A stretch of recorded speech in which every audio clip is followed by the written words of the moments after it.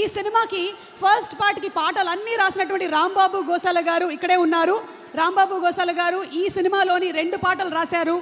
మనకి Kantara the legend chapter 1లో వారిని వేదిక మీదకి సాదరంగా ఆహ్వానిస్తున్నాము. రాంబాబు గారు to please come on to the stage.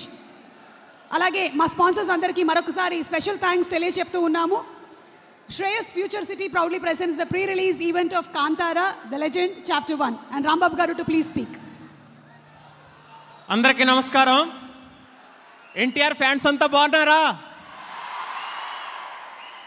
వస్తున్నారు మన హీరో. అలాగే హోంబళ ఫిలిమ్స్లో ఫస్ట్ వచ్చిన కాంతారా సినిమాకి అన్ని పాటలు రాశాను. చాలా పెద్ద హిట్ అయ్యి ఆ కాంతారా తర్వాత ఈ కాంతారా వరకు 100 మూవీస్కి సాంగ్స్ రాశాను. అంత పేరు తీసుకొచ్చింది ఈ కాంతారా సినిమా నాకు. మళ్ళీ ఇప్పుడు ఈ సినిమాలో 2 పాటలు రాశాను. సినిమా చాలా బాగుంటుంది. అలాగే మన డివైన్ స్టార్ రిషబ్ శెట్టి గారు, ఆయనే యాక్ట్ చేస్తూ, ఆయనే డైరెక్షన్ చేస్తూ, ఆయనే రైటింగ్ అంతా ఆయనే. ఈ కాంతారా సినిమాని ఇంత చాలా చాలా పెద్ద హిట్ చేస్తారని కోరుకుంటున్నాను. అలాగే హోంబళ ఫిలిమ్స్లో కాంతారా, బగీరా ఇలా చాలా సినిమాలు రాశాను. హోంబళ ఫిలిమ్స్ వారికి థ్యాంక్ యూ.